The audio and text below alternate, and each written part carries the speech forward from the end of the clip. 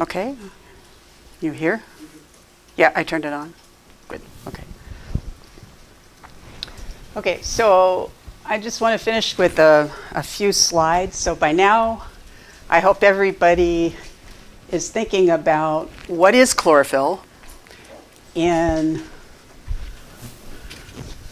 what do you want to do with it?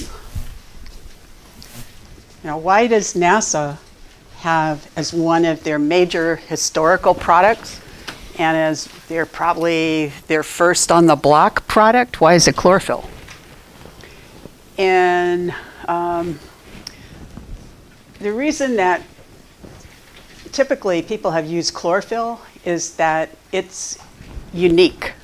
So the only organisms that you find chlorophyll in are autotrophs. With the caveat, and there's always a caveat, mixotrophs, and those are organisms that are both photosynthetic and heterotrophic. They have some chloroplasts, but for the most part, we kind of lump them in functionally in terms of being autotrophs. So it's a unique marker for phytoplankton.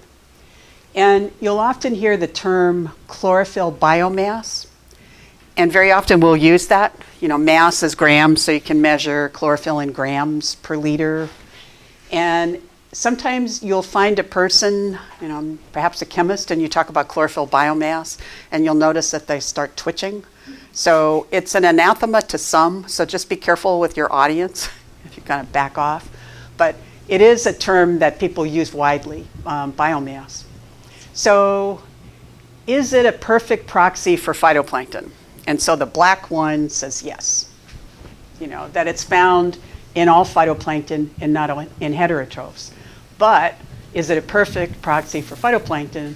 The red says no, because you can find it in mixotrophs. And so mixo, you know, means that it's got a combination. And so these are usually protozoans that do have chloroplasts, but they will also be very happy to eat something. And so that's why I say no. And then if a predator has eaten phytoplankton and they're in the process of digesting, you can still have chlorophyll. And so that's why I have a caveat, it's not completely perfect. So what's the relationship between chlorophyll and carbon? And the currency in the ocean, you know, if you're interested in climate change, you know, what's the role of phytoplankton and carbon sequestration? What's the role of carbon in food web efficiency? You'll find that carbon is very often a very common currency in our thinking about trophic transfers, our thinking about ecosystem models, our thinking about the role of the ocean in sequestering carbon. And so we tend to think a lot about carbon, and chlorophyll gives us the ability at some level, and that catchword is at some level, to estimate phytoplankton carbon. And so you'll often hear the carbon to chlorophyll ratio is X. And so this is where Mobley's law of conservation of misery comes in. And that is the carbon to chlorophyll ratio is influenced by physiology. And Mobley's law is that if it's hard to measure, it's easy to interpret. But if it's easy to measure, it's hard to interpret. And so you're miserable whether it's an easy measurement and a hard interpretation, or a hard measurement and an easy interpretation. And so that's why I say Mobley's law of conservation of misery is the carbon to chlorophyll ratio can be kind of messed up. And it's biology that messes it up, and that's physiology. So we've already said that the great thing about it is that you can measure chlorophyll at all scales. But the fact that you can measure chlorophyll differently at these scales, even though you really, you know, this is your target, is that you may not be exactly measuring the same thing. And so Emmanuel keeps reminding you about closure. And so if I measure in a drop of water, how does that relate to what I do on a ship with a profiling instrument, what I do on a mooring, what I do on a glider or a float, and what I do on satellite? And you'll see that they're all reported as milligrams of chlorophyll per volume or per water column. And so even though we're measuring at all scales, part of the conservation of misery is that we need to make sure that what we're measuring as chlorophyll, and that's why it's in quotes, is aligned, because we're not doing it exactly the same. So let's look about why are we miserable. So if we look at the growth rate of phytoplankton, and let's assume that there's no plasticity in the chlorophyll content. If we had very, very constant chlorophyll, we would see a growth rate as a function of irradiance that looks something like this. And at very low light, there would be no growth rate. And that would mean that the profile of phytoplankton in the ocean as we know it today would be very different, because you wouldn't find phytoplankton able to grow at low light. But because of physiological adaptation, at low light, the cell compensates by having more chlorophyll per cell. So as a function of growth irradiance, the chlorophyll per cell increases. And you can also think of this as the carbon is going to be constant. So if we were to do something like this, the carbon per cell, that's supposed to be sort of flat, would look sort of flat. So the adaptation is, I'm a radio astronomer, and I'm trying to get a signal from you, and you're a close star. And so I can detect you. But I'm trying to detect Kurt back there. He's a distant star. And so what do? I get a bigger antenna, right? And so at low light, the electromagnetic radiation is low, so the cell compensates by having a lot of chlorophyll, so it has a big antenna. At high growth irradiance, there's lots and lots of light, lots of photons, and so the cell compensates by having a small antenna. And so that's the physiological adaptation. And the way that translates into a better life for phytoplankton is that instead of not being able to grow at low light, it actually is able to grow at low light. So this is supposed to be irradiance, which got cut off, and this is growth rate. So the physiology puts more chlorophyll per cell at low light, allows the cell to do better than it would have done, and the consequence is good for the cell, but it gives a variability in the chlorophyll to carbon ratio. So if you're trying to do chlorophyll as a carbon mass, there is about a factor of 4 variability in the relationship. So here's, and I flipped it, here's carbon to chlorophyll. So at low light, more chlorophyll, at high light, less chlorophyll. And so in this case, that's about a factor of 3. In reality, it's probably about a factor of 4 to 5. One other little wrinkle, oh, and by the way, temperature. Temperature affects this, and it affects different species differently. And so these are things, if you go to the literature and you pick out your favorite review paper, and it has 1 carbon to chlorophyll ratio as a function of light, and you ignore the fact that there are temperature effects, there are nutrient effects, as well as light effects, well, you're using a number, your model is going to give you output, but is that valid? What would the reason be that temperature affects So chlorophyll? the growth rate as a function of temperature. So if this is, if I can do this, it would be cool. So if this is growth rate, and this is temperature. So mu would look something like that. So at low temperatures, the growth rate is low. And so you have this kind of classic, it's, they call it an Epley curve in terms of the upper limit for growth rate. And so at, so what does this mean? So at higher temperatures, there is more chlorophyll.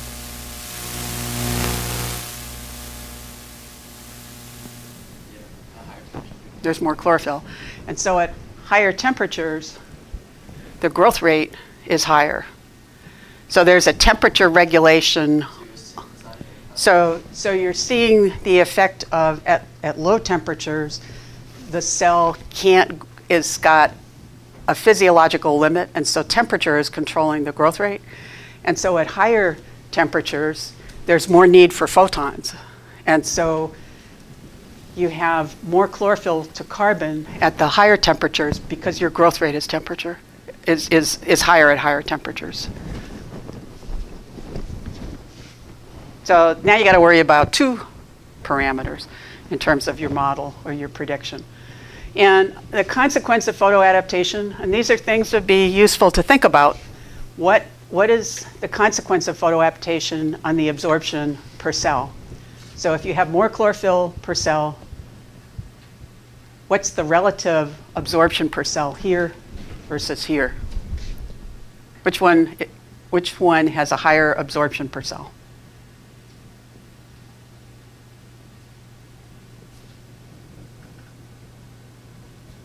We'll assume a cell of the same size. Which one? So more chlorophyll, more absorption per cell. What about absorption normalized to chlorophyll? And this is a term that's often called A star, 676. And so you remember that Q band. In terms of, you have the Serre peak and then the Q band peak at 676. So what would A star be? Higher or lower?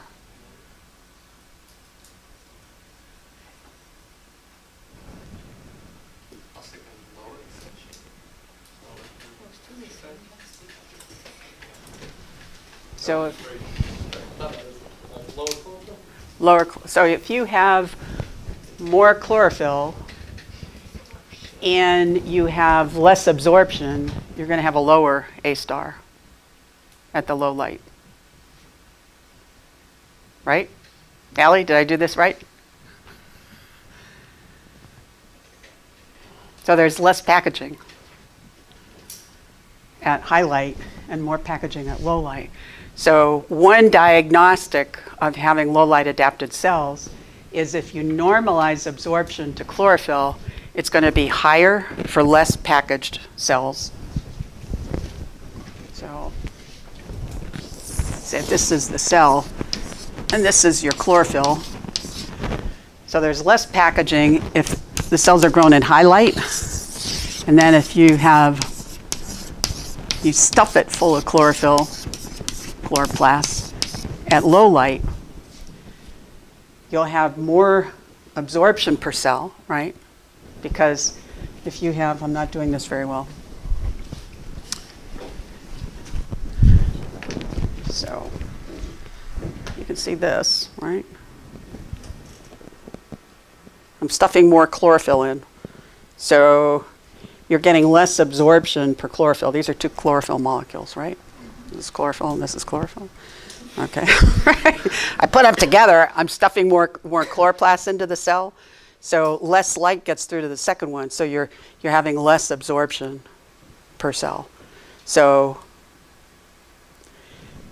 you've got less absorption per cell, but you got more chlorophyll, so your absorption per chlorophyll is going to be lower.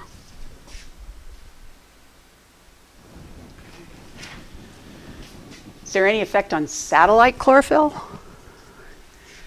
let's say you had a big mixing event and you brought cells from way down deep in the euphotic zone up to the surface.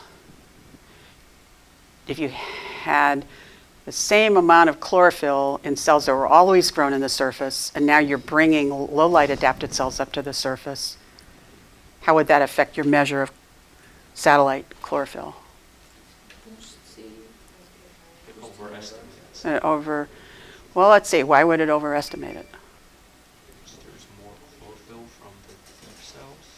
But is it absorption that the satellite is actually? You've got absorption that translates. Right. Oh, let's go to Collins Ocean. There's no scattering in this ocean. You have the same amount of chlorophyll, but the cells were down deep and now they get up to the surface. Do you think you're going to get the same absorption satellite? Remember, you're going from absorption to how much light do you take away? Are you taking away more light or less light? If you have highly packaged cells, is more light being absorbed or less light? Because there are more chlorophylls inside, which can... It's the same concentration of chlorophyll. You just have packed. And so is the absorption per chlorophyll higher here or higher here? Higher to the left. So if you had the same amount of chlorophyll, but you had deep cells that came to the surface, it would look like less, right? So sometimes, like I was on a cruise to the Arctic with Changyuk, and we were looking at glider data going under the ice, and then at the end of September it was coming out of the ice, so there was open water and there was a deep chlorophyll maximum layer that was mixed to the surface. And so the question is, would that appear to the satellite like a bigger bloom or a smaller bloom if you took deep cells and brought them to the surface than if you were growing the cells at high light? And so sometimes it's going back to how do you interpret something? So how many different ways can you explain an event? Is it things are all of a sudden growing? Are you redistributing things? Or are you bringing cells with a different optical property up to the surface? And so this is where knowing something about the physiology actually, helps you be a better skeptic in terms of interpreting data. So, this is just sort of summarizing all the different proxies that you could have for phytoplankton. But just remember Kurt Mobley's law of conservation of misery. If something is really easy to measure, there's sometimes this really rich background in terms of interpretation that may make it actually more complicated. So sometimes the simple answer isn't always the right answer. My approach to science is how many different ways can you explain it? And then you systematically go through and say, okay, I didn't screw up. My instrument is behaving, and going toward, Collins' discovery of something that's really, really new. But you want to make sure that you say, how many different ways can I explain an observation that I see before you believe that you can stand on it with your 2 feet. Okay, so that was what I had hoped to finish in the morning. And I guess what we're going to do now is split up into the labs, and we'd like to have half the class. And so what happens with, Emmanuel?